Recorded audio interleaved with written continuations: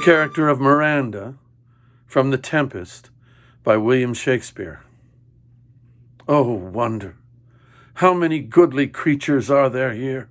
How beauteous mankind is! Oh, brave new world that has such people in it! Hi there. I'm Gord McCall. I'm the artistic and executive director of the Lyric Theatre here in downtown Swift Current, and I welcome you tonight to the very first episode of our Shakespeare series entitled Lyric Digital Stage, Brave New World. And the brave new world that we're talking about, inspired by Shakespeare, is hopefully just over the horizon under a blue sky in a post-COVID universe. And that's what has inspired the title for this series. Brave New World was also a title of a book called Brave New World by Aldous Huxley, a dystopian view of the 20th century written many years ago. I mention that because Shakespeare has influenced writers, movie makers, and many, many more poets down through the centuries, so much so that they have adapted him to their ends and titled many of their works directly from quotes of his plays. Heaven's Gate, what ended up being quite a disastrous movie many years ago, is another one. And there are literally hundreds of them. So what I first want to share with you is the influence that Shakespeare has in our lives today and how we unwittingly use his words in our everyday conversation. That is the power of a tremendous artist, to transcend generations and centuries. As Ben Jonson said about Shakespeare, he is the soul of the age. And many scholars say that we would not even remember or focus on the Elizabethan age if it were not for William Shakespeare and his plays. So just before we get started, I want to just remind us that we stand on Treaty 4 territory. These are the original lands of the Cree, the Ojibwe, the Saulteaux, the Dakota, Nakota, Lakota, and on the homeland of the Métis Nation. We respect and honor the treaties that were made on all territories. We acknowledge the harms and mistakes of the past, and we're committed to move forward in partnership with Indigenous nations in the spirit of reconciliation and collaboration. We also stand in solidarity with all people who stand in opposition to oppression, lack of freedom of expression, and the violent suppression of free speech and basic human rights.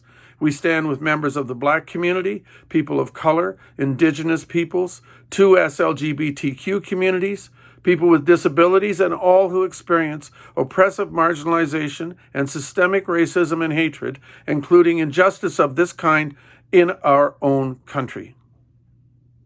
Now, we're going to experience how Shakespeare is within us to this day by listening to what he had to say. William Shakespeare had a vocabulary of 35,000 words. Someone with the highest education in the land today would have a vocabulary of, say, 20,000 words. In addition to that, we know the 35,000 because we noted all the words that he put down in his plays and in his sonnets. But there's probably another 30,000 words that he never did put down in print. This man had an incredible vocabulary and a genius, no doubt, for him to transcend the ages and speak of the human condition so eloquently with still such force and power. Okay, we are now going to go to some of the words that Shakespeare invented. He invented about 1,700 new words. How did he invent them? Well, he turned singular words into complex or compound words. He invented words, and he turned verbs into nouns and nouns into verbs, and ultimately came up, and I'm going to take this document and read you just some of the words that he invented that we use every day. Accommodation, admirable, amazement, anchovy, auspicious, bedroom, belongings, bloodstained, fashionable, featureless, fixture, flowery, domineering, downstairs, dwindle, embrace, employment. He invented the word employment. Engagement, epileptic, medical term, farmhouse. He invented the word farmhouse. He also invented buzzer and candle holder, cheap, cold-hearted, critical, defeat, and hint. I hint at something. Hostile, howl, inauspicious, informal, shipwrecked, silliness, skim milk. He invented the two words, skim milk. Stealthy, successful, and just another couple to wrap it up. Traditional, tranquil, transcendence, unhelpful, unmitigated, upstairs, useful, vulnerable, watchdog, and many, many more. You see, he's within us to this day. That's the power of a great, great artist. Now, tonight, what you're going to see are 6 speeches chosen from some of the most amazing plays that he wrote. Some are light, some are dark. And that's what he covered, the entire spectrum of the human condition and experience. So we'll announce the plays just ahead of each speech given. And our cast for this evening is Stefan Rumpel, Megan Talega, Kahiso Painter, Eliza Switzer, Zach Oliver, and yours truly. The first speech that you're going to see is the prologue from Henry V. Henry V is the play that contains the famous St. Crispin speech. It is the speech given to the warriors with the young Henry V just before they go into battle. And contained within it is a phrase that we now all know. It is Band of Brothers. Band of Brothers was the title of a TV series about the Second World War. And Tom Hanks was involved in producing that series. And you can see, once again, Shakespeare was drawn on to give the most appropriate title. And it came from the St. Crispin speech in Henry V. So the gentleman that you're about to see is doing the speech to the audience just before the play begins. And so without further ado, let's have him do that. Oh, for a muse of fire that would ascend the brightest heaven of invention, a kingdom for a stage, princes to act, and monarchs to behold the swelling scene. Then should the warlike Harry, like himself, assume the port of Mars, and at his heels, leashed in like hounds, should famine, sword, and fire crouch for employment. But, pardon, gentles all, the flat, unraised spirits that hath on this unworthy scaffold dared to bring forth so great an object. Can this cockpit hold the vasty fields of France, or may we cram within this wooden O the very casques that did affright the air at Agincourt? Oh, pardon. Since a crooked figure may attest in little place 1,000,000, and let us ciphers to this great account on your imaginary forces work. Suppose within the girdle of these walls are now confined 2 mighty monarchies, whose high, upreared, and abutting fronts a narrow, perilous ocean parts asunder. Piece out our imperfections with your thoughts. Into 1,000 parts divide one man, and make imaginary puissance. For it is now your thoughts that must Deck our kings, carry them here and there, leaping o'er time, turning the accomplishment of many years into an hourglass. For the which supply, admit me, chorus to this history, who humbly prays that you will gently hear, kindly judge our play. The next speech you're going to hear is from the play The Merchant of Venice, and it's performed by Eliza Switzer. It's called The Quality of Mercy is Not Strained, and I think it speaks for itself. Mercy is not strained. It droppeth as the gentle rain fall from heaven upon the place beneath. It is twice blessed, it blesseth him that gives and him that takes. 'Tis mightiest in the mightiest. It becomes the throned monarch better than his crown. This sceptre shows the force of temporal power, the attribute to awe and majesty wherein doth sit the dread and fear of kings. But mercy is above all this sceptred sway.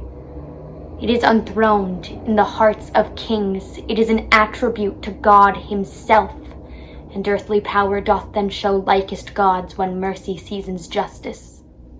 Though justice be thy plea, consider this, that in this course of justice none of us should see salvation.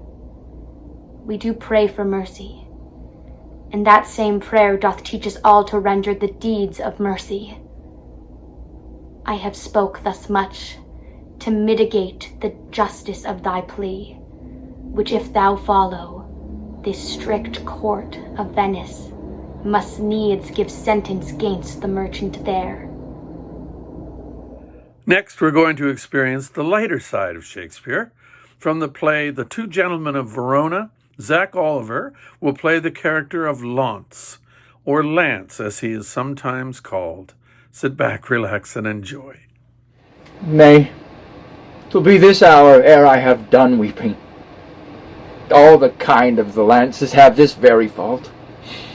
I have received my proportion, like the prodigious son, and am going with Sir Proteus to the Imperial's court. I think Crab, my dog, to be the sourest natured dog that lives.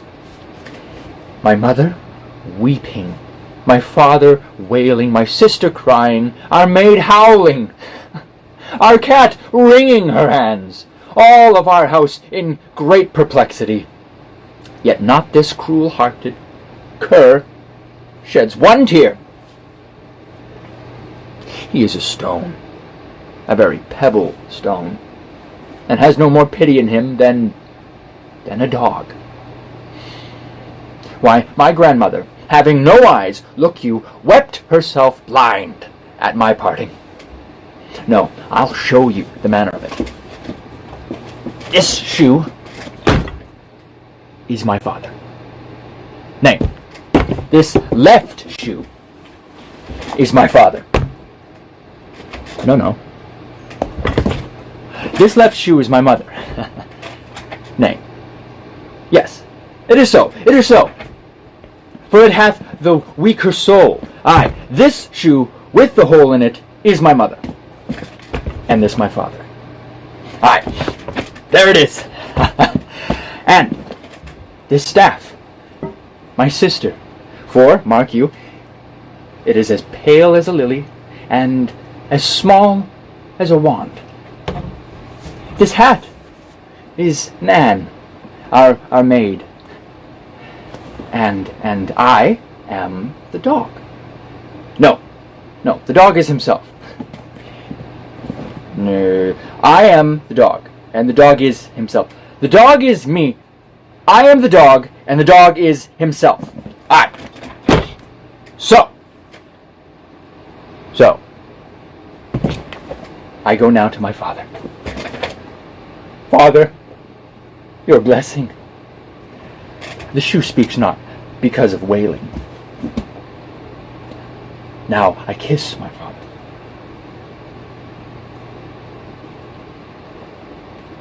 Well, he weeps on.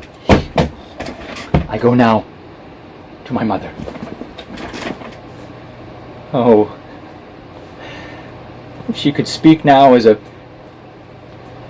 moved woman. I kiss her. Mark her breaths up and down. Mark how she wails. Oh! Oh! And all amongst this, the dog sheds not a tear, speaks not a word. But see how I lay the dust with my own tears?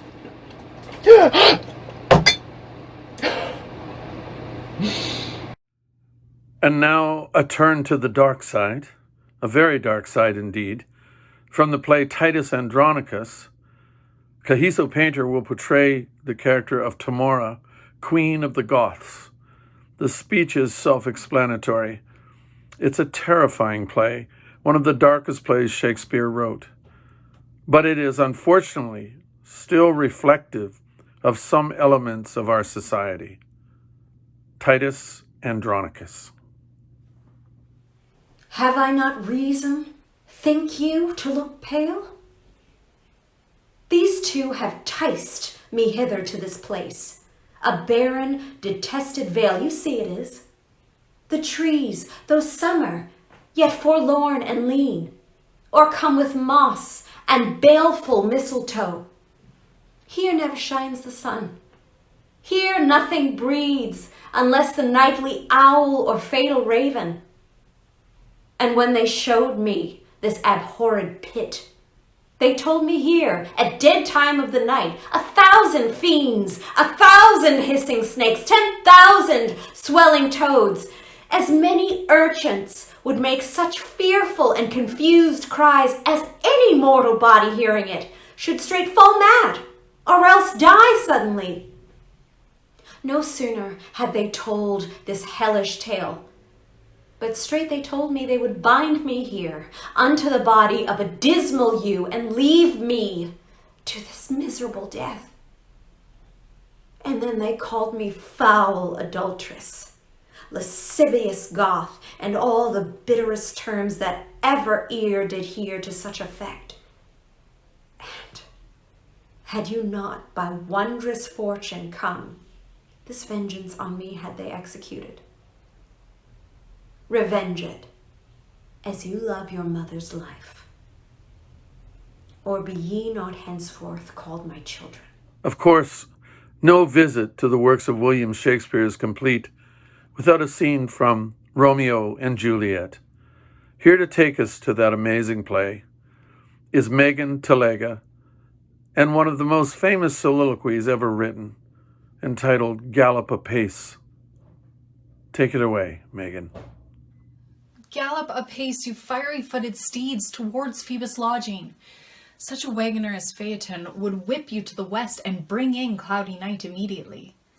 Spread thy close curtain, love-performing night, that runaway's eyes may wink, and Romeo leap to these arms, untalked of and unseen. Lovers can see to do their amorous rites by their own beauties, or, if love be blind, it best agrees with night. Come, civil knight, thou sober-suited matron all in black, and learn me how to lose a winning match, played for a pair of stainless maidenhoods. Hood my unmanned blood, bathing in my cheeks with thy black mantle, till strange love, grown bold, think true love acted simple modesty. Come, night, come, Romeo, come thou day and night, for thou wilt lie upon the wings of night, whiter than new snow on a raven's back. Come, gentle night, come, loving black-browed night, give me my Romeo, and when he shall die, take him and cut him out into little stars. He will make the face of heaven so fine that the world will fall in love with the night and pay no worship to the garish sun. Oh, I have bought the mansion of a love, but not possessed it. And though I am sold, not yet enjoyed. So tedious is this day as is the night before a festival to some impatient child that hath new robes but may not wear them. Oh, here comes my nurse, and she has news. Every tongue that speaks but Romeo's name speaks heavenly eloquence. And finally, to one of the most electrifying speeches in the English language, it's the Queen Mab speech, spoken by Mercutio, portrayed tonight by Stephen Rumpel from the play Romeo and Juliet. This is early on in the play. It sets the whole dilemma up for Romeo and Juliet. He has just escaped being chased from under the balcony back out onto the street and is joined by the masked revelers who crashed the Capulet party, led by Benvolio and Mercutio and the gang of Montagues that are all friends with Romeo. They proceed down the street. Romeo is obviously in an altered state of mind because of his encounter, wonderful encounter with Juliet. Mercutio, ever wise, ever witty, ever insightful, sees this and points it out to Romeo in a way that only Mercutio could. Enjoy. Oh, then I see Queen Mab hath been with you. She is the fairy's midwife, and she comes in shape no bigger than an agate stone on the forefinger of an alderman. Drawn with a team of little atomies athwart men's noses as they lie asleep, her wagon spokes made of long spiders' legs, the cover of the wings of grasshoppers, the traces of the smallest spider's web, the collars of the moonshine's watery beams, her whip of cricket's bone, the lash of film, her wagoner, a small grey-coated gnat, not so big as a round little worm, pricked from the lazy finger of a maid. Her chariot is an empty hazelnut, made by the joiner squirrel or old grub. Time out of mind the fairy's coachmakers, and in this state she gallops night by night through lovers' brains, and then they dream of love. Or courtiers' knees that dream on courtesies straight, or lawyers' fingers who straight dream on fees, or ladies' lips who on kisses dream, which oft the angry Mab with blisters plagues, because their breaths with sweetmeats tainted are. Sometimes she gallop o'er a courtier's nose, and then dreams he of smelling out a suit. And sometimes comes she with a tithe pig's tail tickling a parson's nose as lies asleep. Then dreams he of another benefice. Sometime she driveth o'er a soldier's neck, and then dreams he of cutting foreign throats, of breeches, ambuscados, Spanish blades of hell's 5 fathom deep, and then anon dreams in his ear, at which he starts and wakes, and being thus frightened, swears a prayer or two, and then sleeps again. This is that very Mab that plats the manes of horses in the night, and bakes the elf locks in foul sluttish hairs, which once untangled much misfortune bones. This is the hag, when maids lie on their backs, that presses them, learns them first to bear, making them women of good carriage. This is she! Thank you for joining us tonight, ladies and gentlemen. It really means a lot to us in this, our very first episode of Lyric Digital Stage, Brave New World, the works of William Shakespeare. I want to thank you for supporting the Lyric and the Great Southwest Shakespeare Festival. I want to thank from the bottom of my heart the cast tonight who did such a great job. I want to thank Kahiso and Megan and Eliza and Stefan and Zach, and I had fun doing it as well. So thank you for that. And I also want to thank a good friend of mine, Kate Yoshitomi, and her friend, Michael Gillette, who performed the music for us tonight, the Elizabethan music, with a wonderful title. This song is called Down in Yon Forest. You can't get more Elizabethan than that. So Kate, thank you for making this happen, and thank you, Michael. Kate was playing flute, and Michael was playing guitar. So thanks again. All right, remember that Shakespeare is with you every day in the words that you speak and a lot of the things that you feel. So we look forward to seeing you again next time. In the meantime, enjoy the wonderful world of William Shakespeare. Thanks.